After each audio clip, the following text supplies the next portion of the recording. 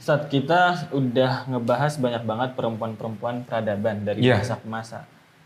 Dan perannya ternyata banyak banget dan sangat-sangat beragam gitu ya. betul betul, Dan Masya ini Allah. mengingatkan saya ada salah satu tokoh juga yang mana punya peran yang begitu besar, punya andil yang begitu besar dalam pendidikan, bahkan bukan cuma buat umat Islam tapi juga dunia. Betul. Beliau adalah Fatimah Al-Fihri yang katanya beliau itu membangun universitas pertama di dunia. Yang masih bertahan sampai hari Oh, ini. yang masih bertahan. Ada universitas yang lebih tua sebenarnya, Universitas Zaitunah di Tunisia, tetapi sekarang discontinue, tidak berlanjut. Kalau yang berlanjut sampai hari ini masih hidup, tertua di dunia, pemegang rekornya masih Universitas Qarawiyyin di Fez, di Maroko yang memang didirikan oleh Fatimah Al-Fihri ini. Mungkin kita agak muskil ya dengan namanya, kenapa Fatimah bukan Al-Fihriyah tapi Al-Fihri, karena memang ini di Afrika Utara penyebutan seperti ini sering karena sebenarnya yang Al-Fihri adalah ayahnya gitu ya. Jadi Fatimah binti Abdullah bin Muhammad Al-Fihri dari Bani Fihr ya, yang kemudian ini menjadi nisbat beliau. Fatimah Al-Fihri ini asal beliau ini sebenarnya bukan dari kota Fez, Maroko di mana Universitas Qarawiyyin ini berada, tetapi dari wilayah yang disebut sebagai Kairouan yang ada di Tunisia. Jadi memang nama Qarawiyyin ini dibawa ke Fez oleh keluarga beliau sehingga menjadi nama jami, nama masjid dan nama jamiah atau nama universitas yang ada di kota Fez. Jadi kalau kelahiran beliau diperkirakan lahir sekitar tahun 800 Masehi di wilayah Kairouan yang ada di Tunisia ini, dan pada masa itu adalah pusat-pusat Islam sedang gemerlapan di barat maupun di timur. Di barat dengan adanya kota Cordoba, di timur dengan adanya kota Baghdad pada saat itu.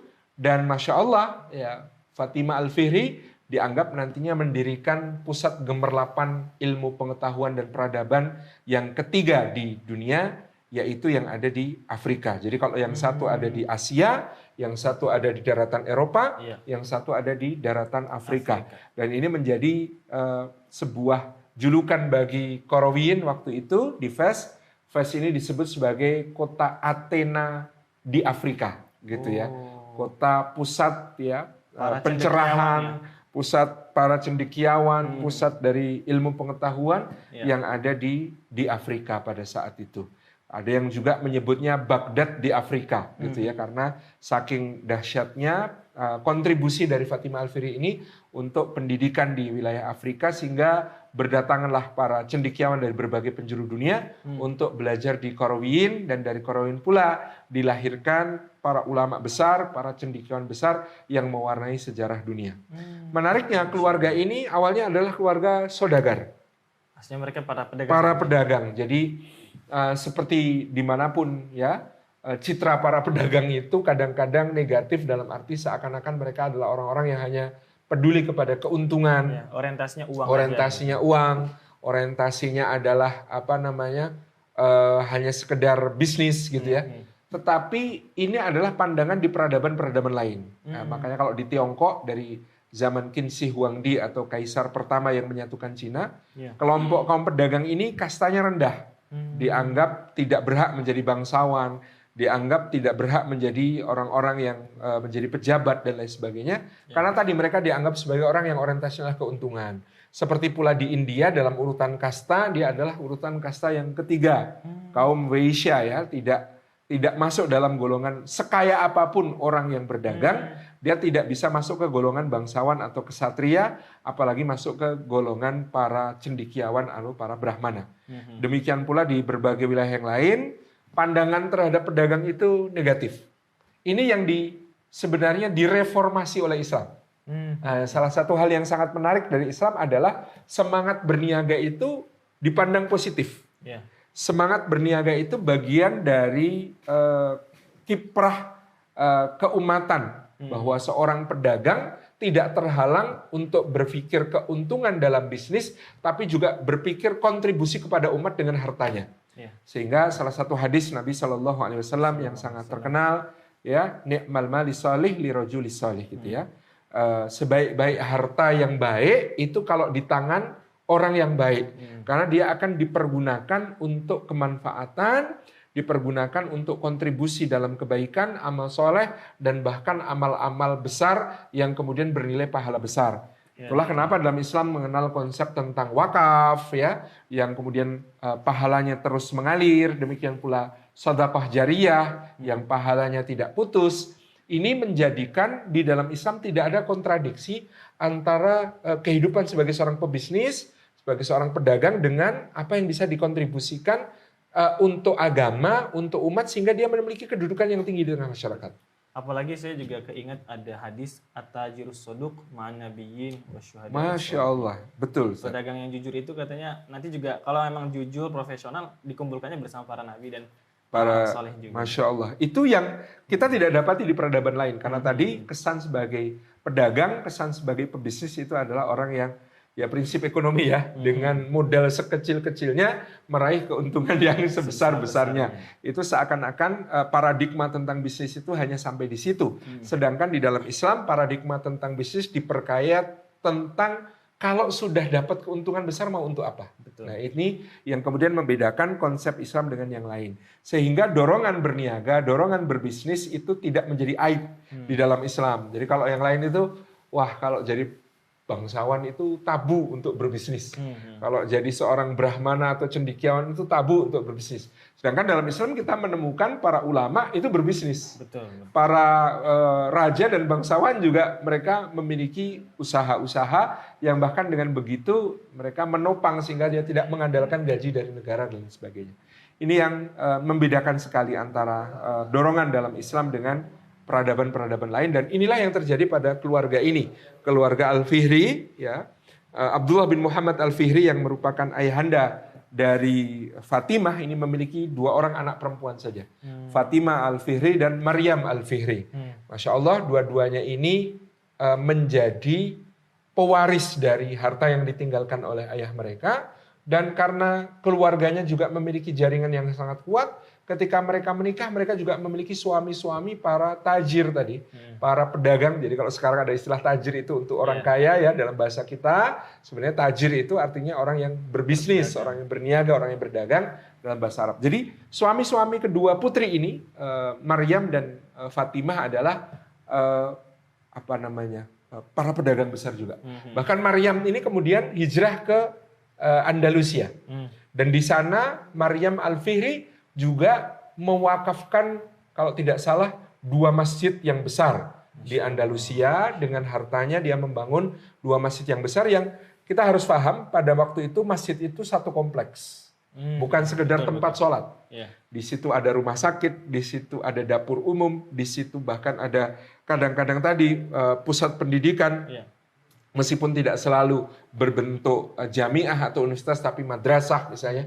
Gitu ya, di situ bahkan ada suk, ada pasar ya yang kemudian dikelola, yang hasil dari pasar itu, usaha-usaha itu digunakan untuk kemakmuran masjid. Jadi biasanya mereka membangun masjid itu satu kompleks besar yang saling menopang sehingga masjid ini mandiri, tidak mengandalkan infak dari jamaah, tapi bahkan bisa berkontribusi untuk kemakmuran masyarakat yang ada di sekitarnya.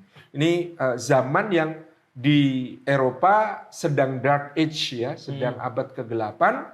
Sejak runtuhnya Kekaisaran Romawi Barat pada tahun 400 Masehi sampai kemudian nanti baru muncul Aufklärung atau muncul abad pencerahan Eropa. Sedangkan dunia Islam ini gemerlapan, dari Baghdadnya gemerlapan gitu ya, dari Cordobanya gemerlapan, demikian pula di Afrika. Akhirnya dengan kontribusi Fatimah Al-Fihri ini ya hijrah dari Kairouan yang ada di Tunisia ke kota Fes di Maroko. Mereka membangun sebuah universitas yang bahkan bertahan sampai hari ini, yaitu Al-Jami'ah Al-Qarawiyyin atau Universitas Qarawiyyin yang ada di kota Fes ini. Nah, kota Fes ini menjadi pusat peradaban di Afrika pada saat itu. Berdatangan para ulama besar, para cendekiawan besar, bahkan di antara alumni dari Universitas Qarawiyyin ini banyak yang menjadi tokoh terkemuka. Misalnya Imam Ibnu Bajjah. Kemudian Imam Ibnu Khaldun, ya.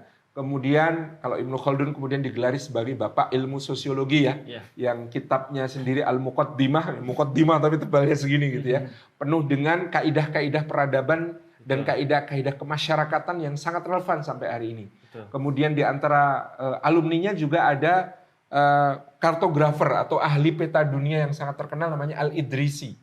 Kemudian di antara alumninya bahkan ada yang bukan muslim, yang bahkan menjadi paus, menjadi pemimpin agama Katolik Roma di Vatikan, namanya adalah Paus Sylvester kedua, yang nama aslinya adalah Gubert de Audillac yang berasal dari Perancis.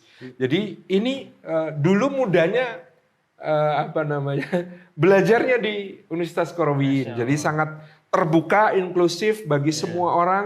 Beliau memperkenalkan ketika nanti bahkan berbagai perguruan tinggi yang lahir kemudian di Eropa, ini masih perguruan tinggi di bawah gereja yang kemudian sangat eksklusif.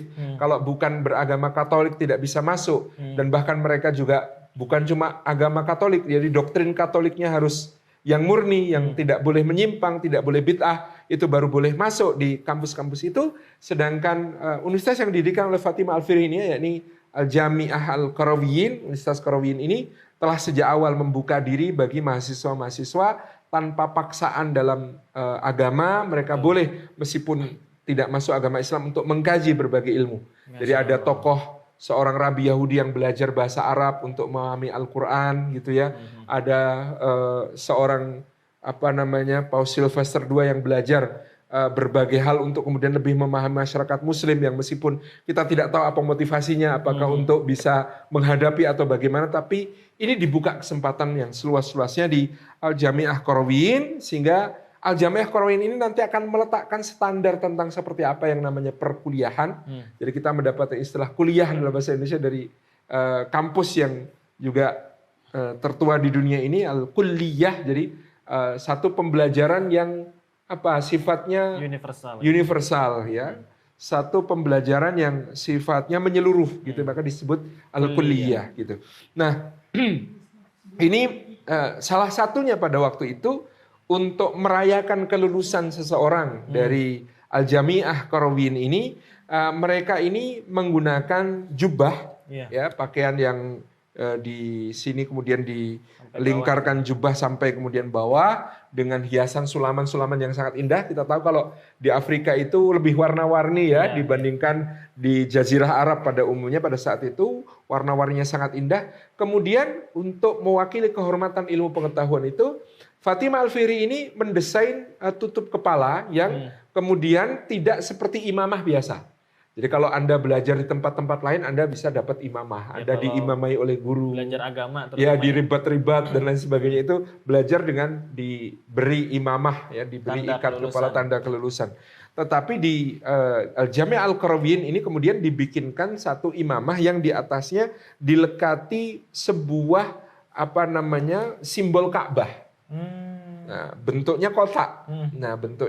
Kemudian itu dilekatkan di atas imamah. Inilah yang kemudian sampai hari ini kita mengenal sebagai toga wisuda. Toga wisuda itu diinisiasi di Universitas Qarawiyyin ini untuk kemudian melambangkan kehormatan mereka sebagai lulusan dari sebuah institusi peradaban Islam yang sangat bergengsi, yaitu Al-Jami'ah Qarawiyyin, yang sampai sekarang ini toga dengan ada simbol Ka'bah yang berbentuk segi 4 pada mulanya. Tentu sekarang dengan ada variasi, ada yang segi 5, segi 7, segi 8. Kalau di Israel mungkin segi 6 begitu ya. Itu kemudian dahulunya adalah inisiasi dari, bahkan jubahnya kayaknya sampai sekarang masih juga. Nah, kalau jubah malah sampai sekarang itu tidak berubah. Dan ini kemudian menyebar nantinya ke Andalusia, ke Universitas Cordoba gitu ya. Kemudian ke Madrasah Nidhamiyah di Baghdad gitu ya. Kemudian sampai akhirnya masuk juga ke Jami'atul Azhar yang ada di Kairo nantinya. Kemudian akhirnya ke seluruh dunia. Bahkan tanpa mereka sadari, tanpa mereka ketahui, berbagai perguruan tinggi di barat, ya waktu itu awalnya salah satunya Universitas Salamanca di Spanyol gitu ya. Kemudian Universitas Kepausan di Italia dan seterusnya. Itu memakai atribut yang sama untuk wisuda mereka, yang ini standarnya telah diletakkan oleh Al-Jami'ah Qarawiyyin yang didirikan oleh Fatimah Al-Fihri. Kita bisa membayangkan ya betapa besarnya kontribusi Fatimah Al-Fihri dalam bidang pendidikan dengan pendirian Universitas Qarawiyyin ini yang sampai hari ini menjadi standar di dunia tentang seperti apa sebuah perguruan tinggi dan pendidikan tinggi. Dan Ini menunjukkan perempuan memiliki ya peluang untuk berkiprah secara luar biasa dan akan dicatat dalam sejarah bahwa pendiri universitas tertua di dunia yang bertahan sampai hari ini masih continue sampai hari ini universitasnya tidak pernah mati itu adalah Fatimah Al-Fihri dari Kairuan yang hijrah ke Fez dan kemudian mendarma baktikan hartanya untuk membangun sebuah universitas terkemuka di dunia pada zamannya dan bertahan sampai hari ini. Masya Allah, kita bisa kita terasa banget bahwa Islam itu sangat-sangat membuka bagi para perempuan untuk berkiprah, untuk menyalurkan perannya dan sama sekali tidak dihalang-halangi ya. Betul. Maka aneh rasanya kalau ada sebagian orang di zaman sekarang terutama yang kayak menganggap perempuan itu nggak boleh sekolah tinggi-tinggi atau nanti kalau sekolah tinggi-tinggi ujung-ujungnya bakal ke rumah buat apa atau menganggap hal itu seperti Fatimah Al-Fihri mendobrak itu bukan cuma sekolah tinggi, bikin sekolahnya gitu ya, bikin universitasnya yang luar biasa. Semoga gitu. ini bisa membuka pikiran kita dan juga buat teman-teman yang masih kuliah ataupun yang sedang menempuh pendidikan akademik lainnya itu bisa menjadi lebih semangat dan jadi motivasi juga. Berkah luar biasa, barakallah. Siap.